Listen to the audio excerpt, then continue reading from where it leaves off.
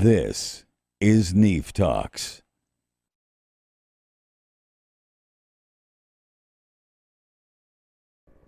And now, ladies and gentlemen, the hardest working MC in the cosmos, Vincent Coulihan. Thank you, everybody. Thank you. Thank you all for being here this day. I certainly hope you have been having a good time today here at NEAF 2025. Okay. But I'd also like to take this opportunity to have a big shout out to the crew that is putting this together. The people in the back that are technology, AV people, Johnny and his crew. Give them a big round of applause for everything they're doing to make this successful. And most importantly, a big shout out to Ed Siemens and his team that actually put this together for you and for your enjoyment and everything we've done here. But big shout out for Ed. So for our next speaker, I'm actually going to need a little help from my friend because their relationship goes back quite a bit. And so I'd like to bring to the stage the hardest working and most accurate meteorologist in the universe, Mr. Joe Rayo.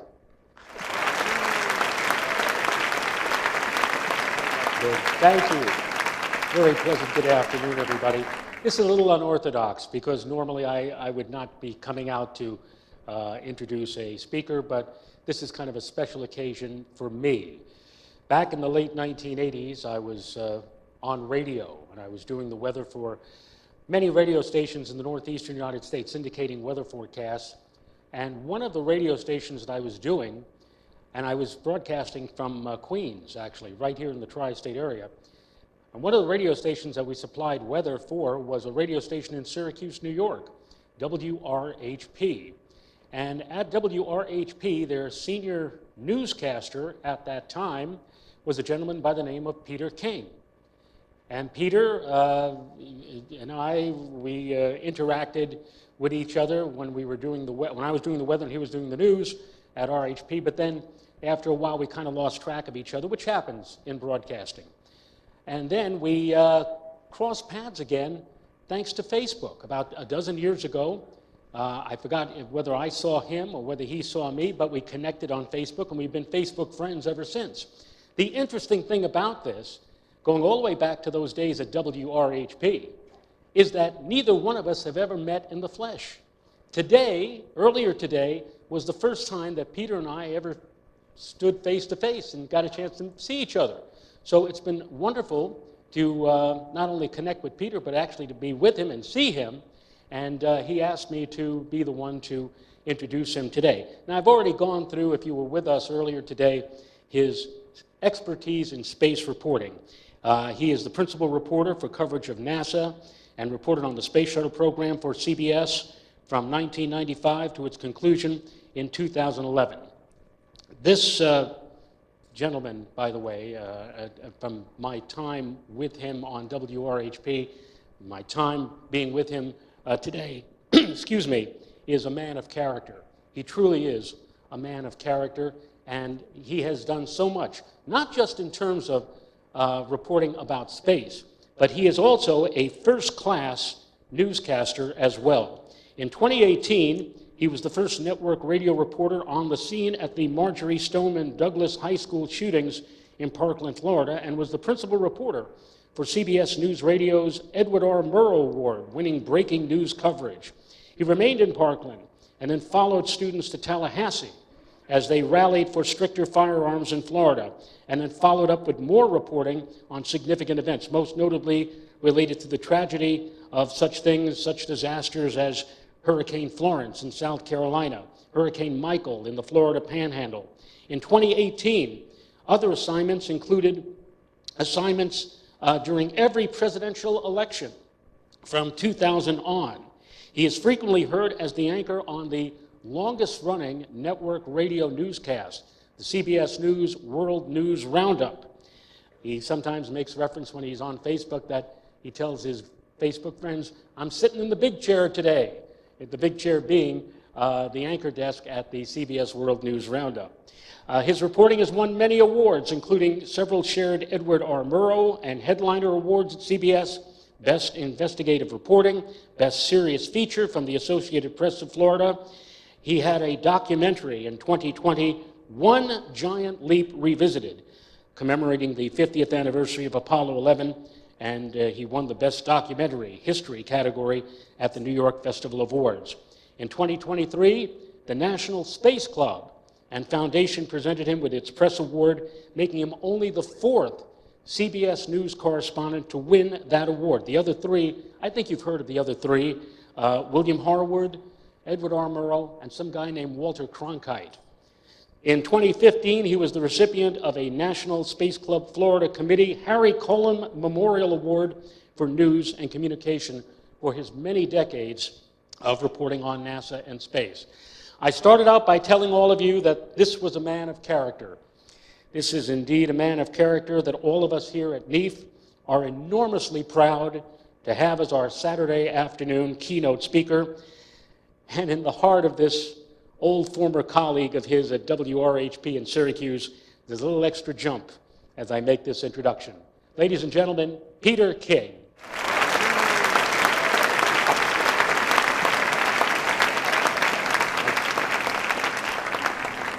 Well, thank you. It's not often you get a chance to hear your eulogy while you're still alive.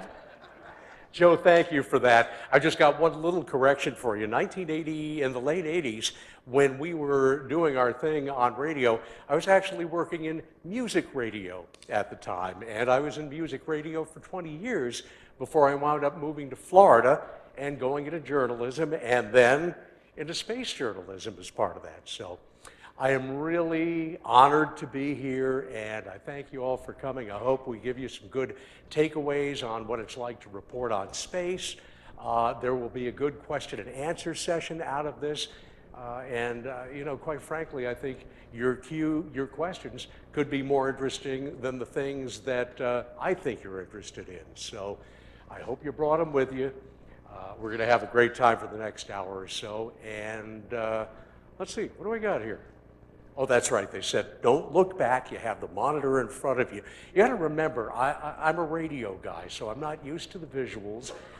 This is the first time I've ever used a PowerPoint thingy, so be patient with me, if you will.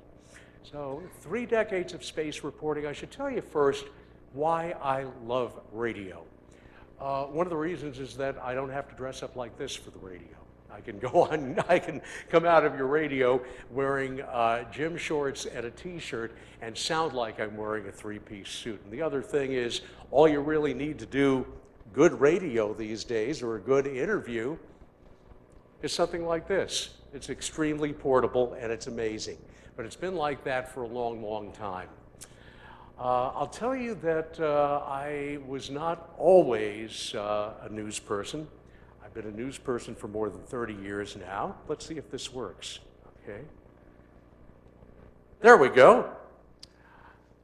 That sign hangs in my office. There's a story behind it.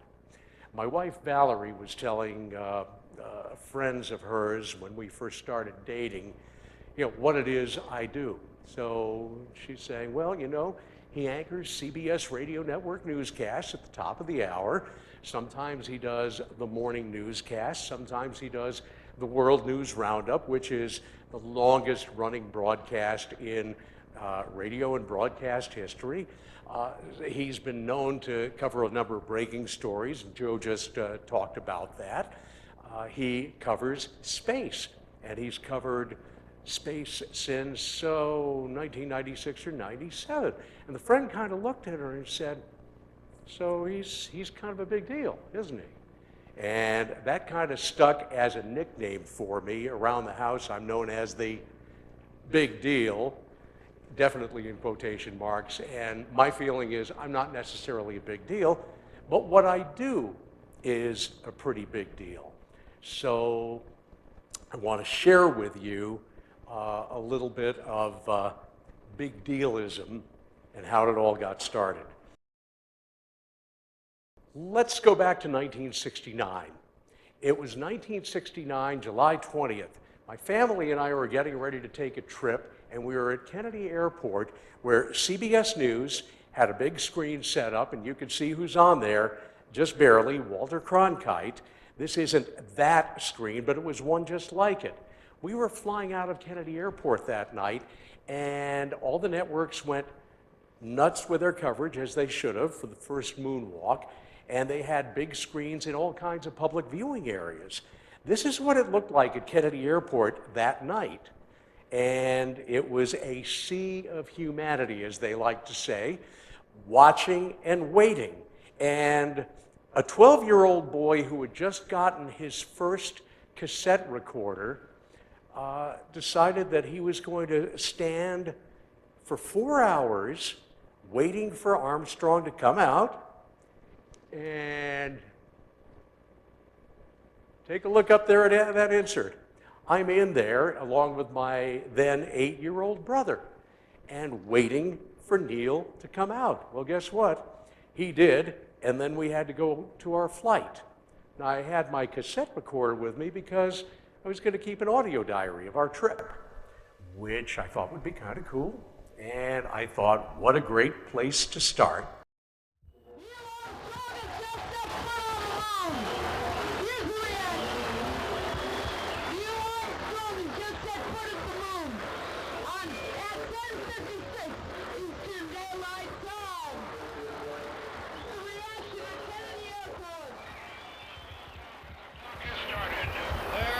These are some of the other things I've worked on over the years. May 5th, 1961, the day Alan Shepard became the first American in space. It was a 15-minute shotgun ride up and down aboard a tiny spacecraft called Freedom 7. The first flight of the Mercury program came nearly a month after the Russians had put Yuri Gagarin in orbit. Most of the time, we had no idea what the Russians were doing until it hit Aviation Week. The Delta II rocket is off the pad. We're seeing a wonderful picture from the rocket as it lifts off from Cape Canaveral Air Station. If everything goes as planned, Mars Odyssey will arrive at the Red Planet in late October, about October 24th, to begin its mission to map chemical composition, look for water, and measure the radiation at the Red Planet. We know that NASA hasn't heard from Spirit in more than a day. What we don't know is why.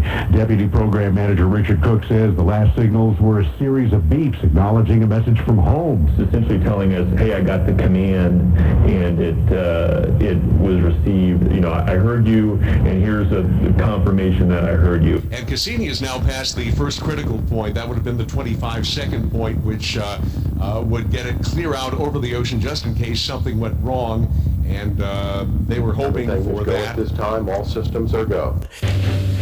This is a CBS News special report, the launch of Shuttle Discovery. I'm Peter King, along with CBS News space consultant Bill Harwood at the Kennedy Space Center, where we're just over a minute away from the start of the ninth shuttle mission, ninth and final shuttle mission to the Russian Mir space station. The first components of the International Space Station are open and occupied now. Peter King is live at the Kennedy Space Center.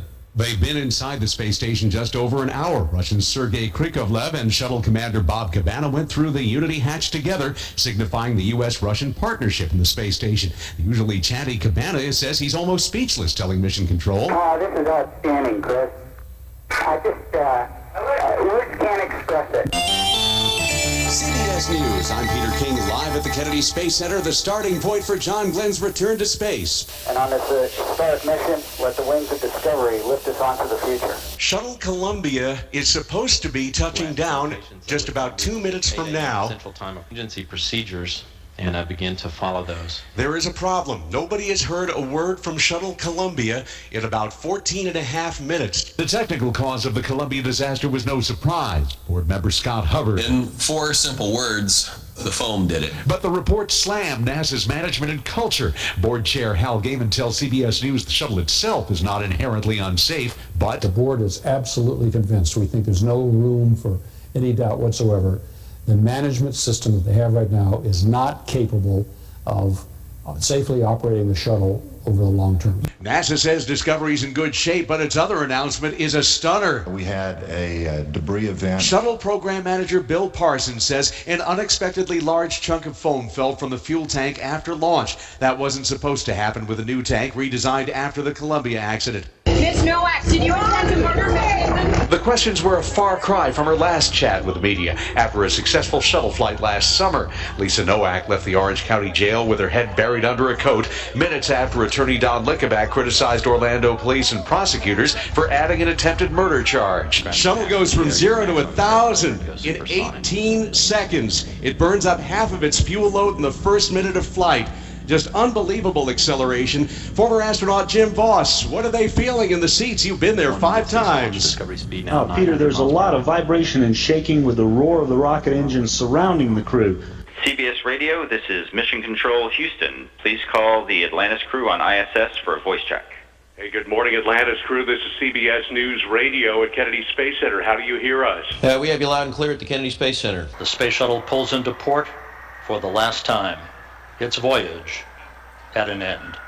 We're wrapping up 30 years of space shuttle coverage here on CBS News Radio. Whenever the next human space flight leaves from here, we'll be here to tell you about it. This is a CBS News special report. Good afternoon, I'm Peter King at the Kennedy Space Center, and if all goes as planned, a new era in space begins in just under 13 minutes. SpaceX and NASA hope to launch the first privately owned and operated human spacecraft into orbit from here. Dragon, SpaceX, go for launch. SpaceX Dragon, we're go for launch. Let's light this candle.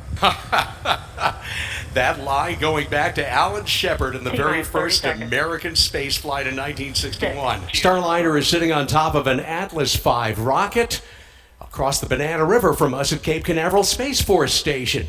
Starliner's had 7 years worth of delays involving hardware and software, but now Boeing and NASA say it's ready for prime time.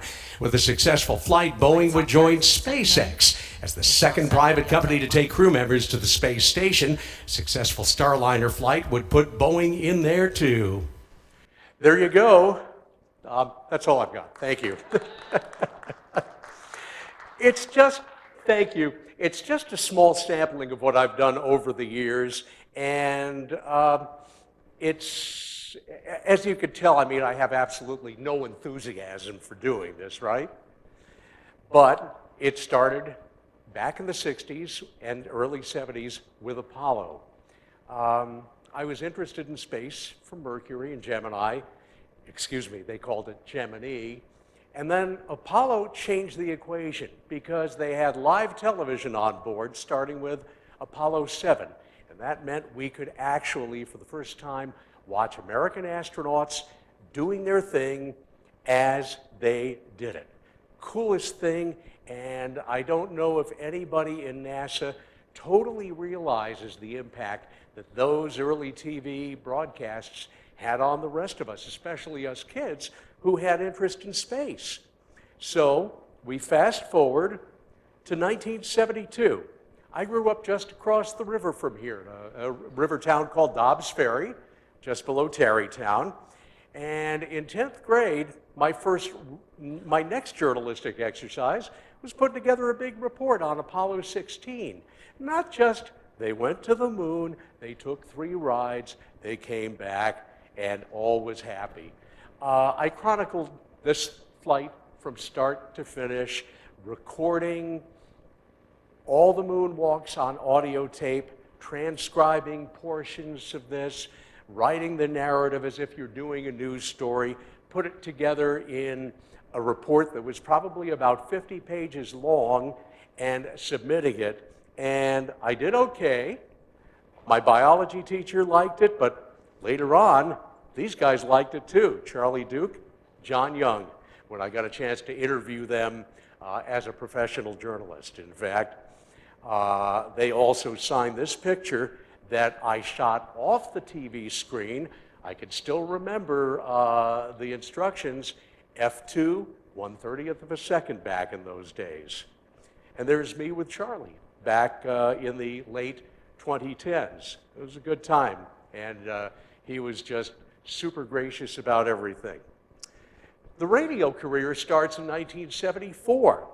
Big hair, big glasses. It was a much different time. That's me as a freshman at Ithaca College, upstate.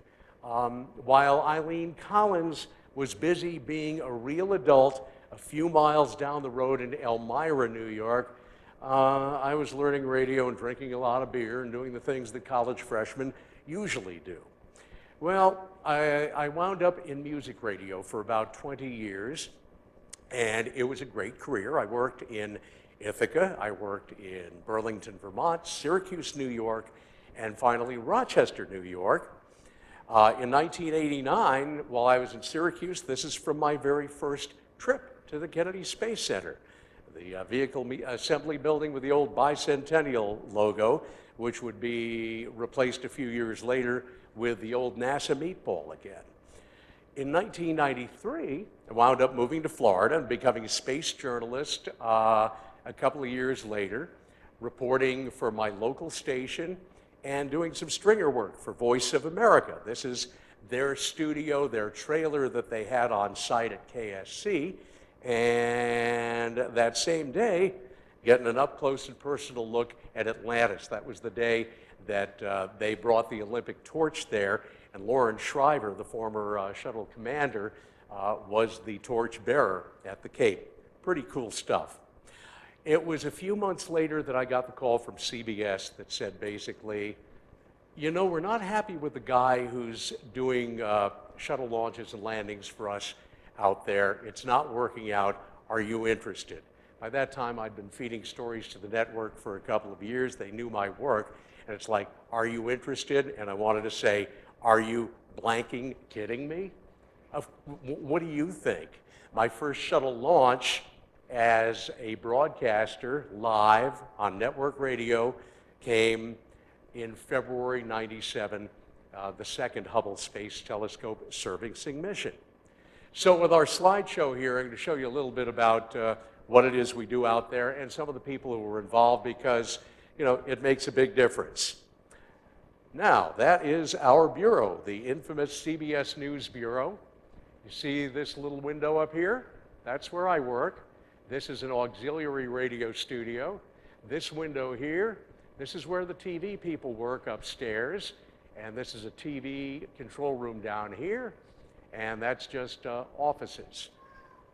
This is not the building that Walter Cronkite worked in.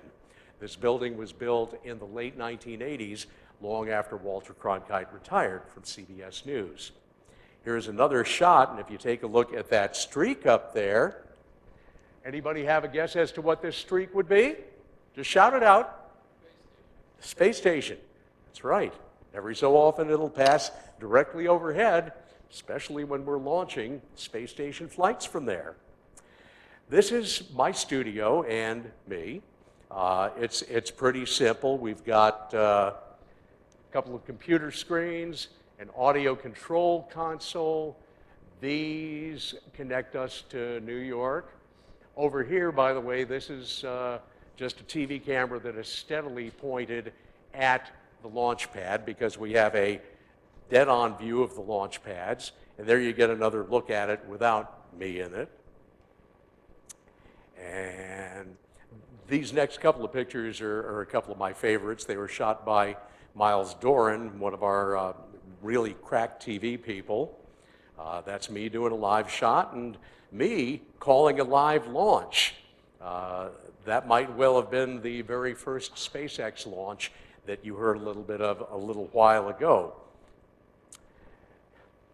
This guy is super important in not just our space coverage, but in my career.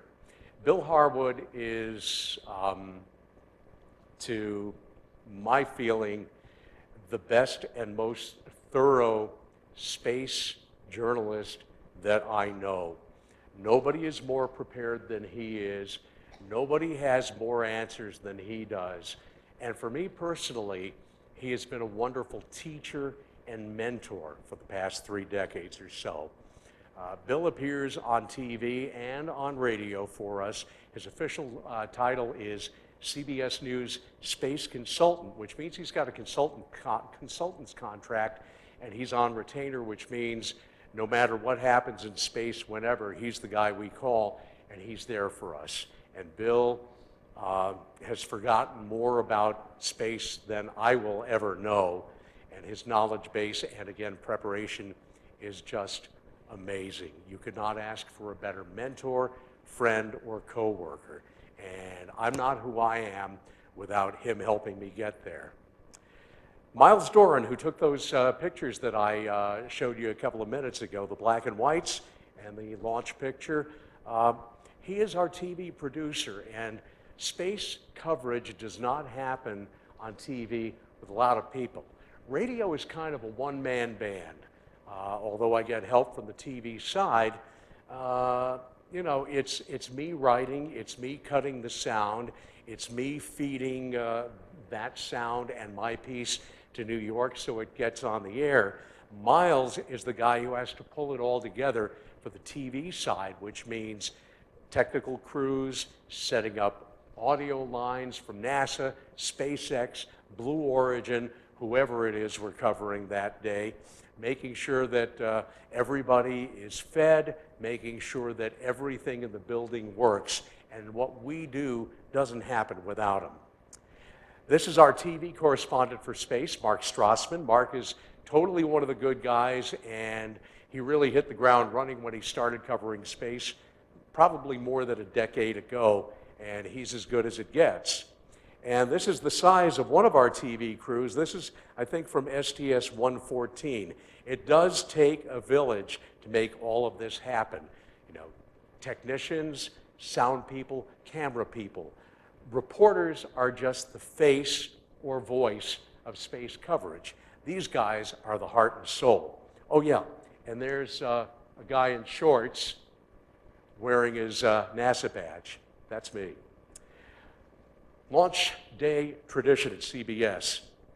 The one time we had forgotten to put Oreos on the shopping list for food needed on launch day, they scrubbed. So an edict was handed down by me. We can never forget the Oreos, because if we do, they'll certainly scrub again. And I believe it was the last crew launch that I was not able to cover, Crew 10, that they forgot the Oreos and they scrubbed for a night. So, you know, I rest my case. We have Oreo moochers who happen to be here at this convention. Ken Kramer and Jean Wright, the So sister, who come over for a photograph all the time, and Cookie. They have a booth here. They have some cool stuff for sale, including photographs and handmade space shirts. Now, we also see astronauts out there. Let me tell you about STS-114's Steve Robinson. This was a real welcome to the big time moment for me. And keep in mind, by the time they flew return to flight in 2005, I've been doing this for 8 years. But it takes a long time to feel like you're really feel like you really, really belong. The 114 crew lands at the SLF, the Shuttle Landing Facility, the big runway. And they always do a Q&A with reporters, and we all asked our questions. It breaks up, and the crew is, you know, getting ready to go to their quarters. Steve Robinson walks over to the group of us, though. And I'm standing with heavy hitters like, you know, Bill Harwood, Marcia Dunn from AP, Todd Halverson from Florida Today, many, many more. And it's like, he's looking right at me, and I'm thinking, oh, what did I do? He's coming to me, and he says, I want you to know I hear your stuff all the time, and you get it right. And it's like, oh, my God. In front of all these heavy hitters, it's like being in the mafia and being a made man, you know? So thank you, Steve Robinson, for that moment. Christina Cook, it is pronounced Cook, came up and visited our booth a couple of years ago during the lead up to Artemis 1. Sometimes we get to go on the road, and for the 50th anniversary of Apollo 13, I went to Forest Lake, Illinois, north of Chicago, which is the hometown for Jim Lovell, and sat down with him for a 90-minute interview, which was the last big interview I did before COVID hit back in 2020. It's nice to have astronaut buddies when you're on the air sometimes. You heard Jim Voss earlier on one of our launches. Shuttle Commander Rick Searfoss was our guy for STS-135 and helped provide some wonderful color and analysis and tell our listeners what it feels like to be in the commander's seat when you're launched in a space shuttle. This is one of my favorite people on earth. Insiders know him as the dude because he'll always start his sentences, hey dude, or whatever. Rob Navius, who has been one of the voices for Mission Control and the lead voice for Mission Control for a very, very long time. Rob is also one of my predecessors at CBS News Radio, and he has what I consider the definitive call of the Challenger accident when he was working for UPI Audio. He was a fine journalist, and he's been a mainstay at NASA for a long, long time. And, you know, we're all going to get to the point where we retire, but he's one of the guys who I hope never retires. John Logsdon, tell you a story about him. He's George Washington University's space policy emeritus chief and has been a longtime friend. And John was the guy that I asked our people to call the morning of the Columbia accident. We were on the air that day for 8.5 hours. I was on with John for about the first hour and a half of our live coverage until other people started filling in and helping out. One of my favorite pictures. We were getting ready to do a 50th anniversary retrospective of Apollo 11.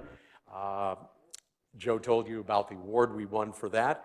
And this is me recording voice tracks in Mission Control where I could say, if this were July 20th, 1969, I would not be allowed anywhere near where I'm standing now, the flight director's console in the Mission Control room. It gave our documentary authenticity and credibility.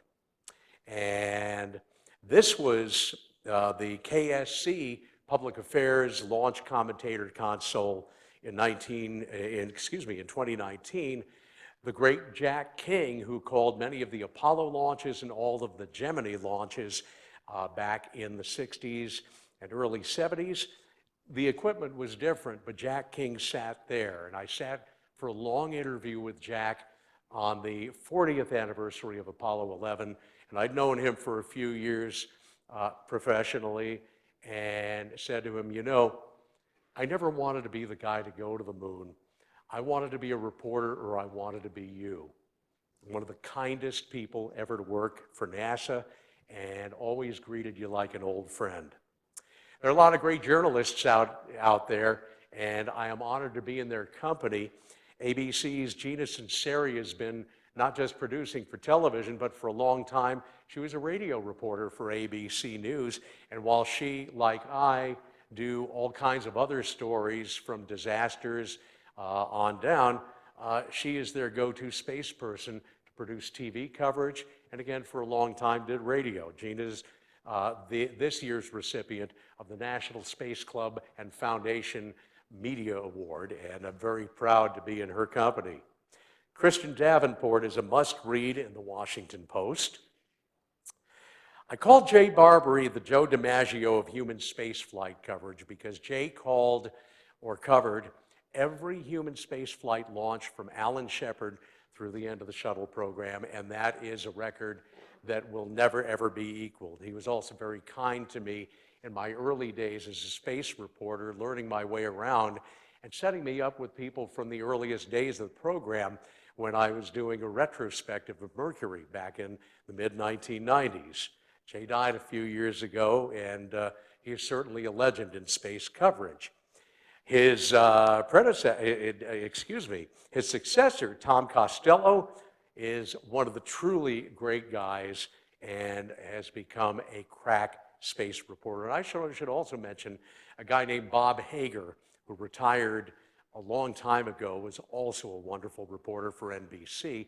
And confession, when I was growing up, I wasn't a CBS guy. Our family watched NBC. So it was people like Jay Barbary and Frank McGee and Peter Hackus and Roy Neal and so many others who did a wonderful job of space on NBC. Marcia Dunn, the Associated Press, is probably the most read space journalist in the world because every newsroom subscribes to the Associated Press, every newspaper subscribes to the Associated Press, so We all get her stuff. A lot of the newspapers print her stuff, and it appears online in a bazillion websites. I also want to mention that there are so many other journalist friends who I know whose pictures aren't in here. A mutual friend told me that Tarek Malik from Space.com is here. Tarek, are you here? Well, he was earlier. I guess he couldn't stick around. And Drew Levinson, who I worked with at CBS, is also here, and he came down and covered a number of launches for us. We do love visitors, and this is 5 astronauts, and well, actually 1 astronaut and 4 astronaut candidates crammed into my little booth ahead of Artemis II, and Stan Love, his center, had brought them by to talk to a media person about what we like to know and what we expect when we cover their flights. Occasionally I get to be a spectator, and I got to watch Artemis I from there. And Garrett Reisman, who was our astronaut buddy that day for the SpaceX, the first SpaceX crew demo launch with astronauts aboard, and he stood out by the causeway where the astronauts passed by, and as Bob and Doug passed by, held up the sign that says, "Take me with you." At the Saturn V Center for the Apollo 11 50th anniversary, and they did a big deal. And sometimes we get to go to the clean rooms, reporters in bunny suits. You may remember years ago, presidential candidate John Kerry in an infamous shot that wound up on the front page of the Daily News and a whole lot of other places that did him no favors in winning an election. Reporters in bunny suits, that's a different story. Sometimes TV uses things that don't work out so well. In 2019, they decided having an ERA color television set to be part of the Apollo 11 anniversary coverage would be a good idea. They plugged it in and the damn thing blew up. These guys were the hallmark of CBS coverage in the late 60s and early 70s. Wally Schirra, Walter Cronkite. Wally joined CBS right after Apollo 7 and stayed with us for the remaining Apollo flights, and he and Cronkite were the dream team for space coverage because everybody knew how much Walter Cronkite loved space. Wally Schirra was as great an ambassador for space as there ever has been. And one of my proud pieces of memorabilia, and I don't have a lot, but this is special, is a 7-inch CBS News record of the Apollo 11 coverage of Apollo 11, and both of them are signing it. And Cronkite's signature and his inscription was nice, but Wally, whose given name is Walter, signed it Walter to Walter coverage. Perfect. My cat Gremlin was a big NASA TV fan, and this picture hung over a NASA TV in Houston for a while. What's next for NASA in space? Well, obviously we've got the crewed missions to the International Space Station and hoping to get Boeing Starliner off the ground for good. Artemis II, we're looking at early 2026. I almost said 2006. We're looking at early next year if things go well, and all of us hope so, but there's a great deal of uncertainty as to what happens after that. The political situation is a bit volatile. There's a big push on to bypass the moon and go to Mars, and you know something? Things have shifted directions so many times since 1969. I don't think there's anything that would surprise me. So that's the slideshow, and now I want to tell you a little bit about how we cover the program day to day and some of the challenges. And you'll forgive me for looking at some notes, but here's the thing. I don't want to forget anything because a lot of this stuff is pretty important. So the launch day routine for a guy who's doing live radio starts many hours ahead of your broadcast. because you don't want to miss anything. You want to make sure that you have all your notes set. You want to make sure that your equipment is all set. You want to make sure that there are no wild cards, no surprises, and you want to get there early to find out if there are surprises. So you're there 5, 6, 7 hours ahead of launch. Launch happens very quickly, and then you have to broadcast that live, which I've done some 60 some odd times. And after that, it's a matter of, all right, telling the story.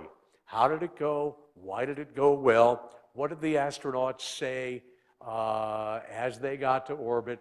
Things like that. Making it as relatable and as interesting as you can for the listener with little inside baseball. Again, we're talking about a lay audience, people who are not necessarily space geeks, but people who are probably interested in space. Scrubs happen, and they happen a lot. I used to tell friends that if they tried to plan a vacation around a space shuttle launch or any kind of launch right now, plan on staying an extra few days because scrubs happen.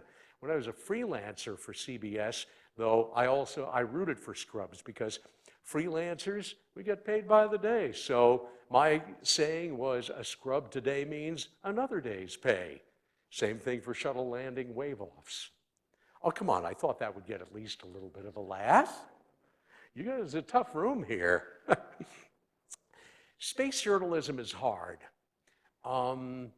There is a lot of nuance, and there are a lot of small technical details, and it's almost impossible to know all of it.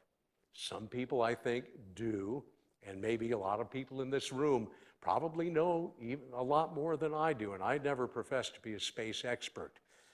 You can't BS your way through something you don't know. So you have to know what you don't know, and you have to know who to ask.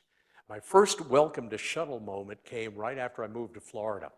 And when I moved to Florida, the first Hubble servicing mission was in progress, December of '93. And I was living in Daytona Beach at the time. We knew the shuttle was going to land at night. I said to a buddy who helped with the move, I said, hey, let's go down. Let's see if we can see the shuttle land. That might be kind of fun. So we drove down to Titusville from Daytona Beach. We sat across the river from the runway, and we could see the xenon lights all lit up. We heard the sonic boom, so we kept looking in the sky for the shuttle. We kept looking for it. Didn't see it anywhere. And then a few minutes later, those big xenon lights went down. And that is how I found out that the space shuttle did not have landing lights. Again, know what you don't know who to ask. Interviews. Do your homework. Don't ever walk into an interview with a person who's smarter than you with the dumbest of questions that are uninformed. Now, you want to ask the questions that matter to your viewers, your listeners, your readers, of course. But you never want to be unprepared, and you have to know some of the backstory because you might find something that nobody else has, that might be an even more interesting story than what you went into. This week with the news conference this past week, Butch and Sonny, after they came back, you watched the news conference on TV, I'm sure, and you heard all the normal questions you normally do. And that's all fine and good. But a reporter named Eric Berger, who writes for a site called ARS Technica, which I had never heard on to this week, wound up getting the best story of anybody because he had a one-on-two interview with Butch and Sonny, and they told him exactly what happened on the way up and what a hell ride it had been because at one point they lost all of their thrusters. And there was a lot of stuff that he had that nobody else had because nobody else thought to ask. He did it. There's fun stuff. My favorite fun story involves John Schwartz, who used to cover space for the New York Times and is also one of God's really, really good people. There was a shuttle flight back in the 2000s that they were taking up spare parts to replace the toilet, broken toilet parts on the space station. John showed up to cover the launch in a Roto-Rooter shirt. It was effing fantastic. The NASA people weren't thrilled, but it was one of the funniest things I ever saw. The other thing that involves John, who is one of my favorite all-time people, is we had one particular flight where there were a number of EVAs, and I can't remember if it was a station assembly flight. I'm pretty sure it was. And there was a lot of difficult stuff going on, but the crew got through it. And all along, Capcom kept saying, "You're a warrior. You're a gladiator. You're a gladiator. You're a warrior." Well, from then on, every time John and I were on instant message, whenever we're covering a flight, it would be, "John, saw your story this morning. You're a gladiator. Peter, heard your story this afternoon on WCBS. You're a warrior." And so on and so forth. And every time I hear those words, John is the guy I think of. I'm going to wrap up with challenges because there are a lot of challenges to covering space. And rather than detail my challenges, I asked a couple of journalist friends who will remain nameless to give me some ideas, and I'll add a couple of things with that. In this day and age, it's really tough because SpaceX and other private providers like Blue Origin and now Sierra is coming into the mix and so on and so forth. It's hard to get really good, solid information from anybody these days. And one of the complaints I heard was NASA always defers to SpaceX. Specifics are hard to pin down. And one reporter told me when she was trying to pin down an exact launch time for the Intuitive Machines launch recently, nobody could tell her. How insane is that? It shouldn't be a state secret, and it shouldn't be that hard. Getting anybody SpaceX to answer a phone or an email is damn near impossible. Now, I understand that there is a lot of proprietary information that they don't want out there and things like that. But I mean, even early on, trying to get the names of their launch commentators and stuff like that was like pulling teeth. Let me quote one email I got from a journalist friend. "It seems as if Elon has decided to completely avoid traditional media outlets and only appear on outlets that favor his point of view. Blue Origin has also retreated and following White House talking points. SpaceX rarely replies to inquiries." And that's been my experience as well. I mean, some of us have just given up or felt like giving up. And this is not an indictment of his successes because his successes are many, and he's done a wonderful job with the Falcon 9 and with the Dragons, but, you know, he doesn't want to talk to us, and he doesn't want any of his people talking to us, and that makes it really tough, especially when taxpayer dollars are involved. My biggest criticism is that all the launch coverage has become a giant infomercial, no matter who's doing it, or a giant TV show. And the commentators are too damn chatty, and we don't get to hear a lot of the important launch countdown milestones that we were used to hearing during the shuttle program and during other NASA launches. So we could tell if things were going well, if things were not going well. I mean, if you're covering this in real time, you gotta know. Now, on the other side of the coin, again quoting, "We do find the SpaceX mission control voice of mission to be accurate and compelling. However," and you probably noticed this during Starship coverage, "they rarely stay with the developing story if the rocket suddenly blows up, as has happened on several occasions with Starship. There is not a lot of follow-up. They later provide a statement of what their investigation found. Given that there are safety issues involved and Starship exploded and paralyzed a number of airports and shipping lanes, For hours a few weeks ago in the Caribbean and South Florida, we expect a bit more transparency. The people we do talk to at NASA are terrific, but I also feel at this point, given the political situation, they're kind of walking on eggs and being really, really careful about what they say, because they don't want to say anything that will affect their status or offend people in the current administration. And the feeling I get is that there is a fair amount of trepidation and that there is a fair amount of fear for what's ahead, because there is a lot of uncertainty, especially with Elon and the new president calling for, let's go on to Mars. I think despite what we heard earlier today, there is much more uncertainty about the moon than maybe we had about a year ago. That said, covering space to me has been the assignment of a lifetime, and I've gotten to do all kinds of amazing things. I call being a reporter having a laminated pass to life, a backstage pass to life.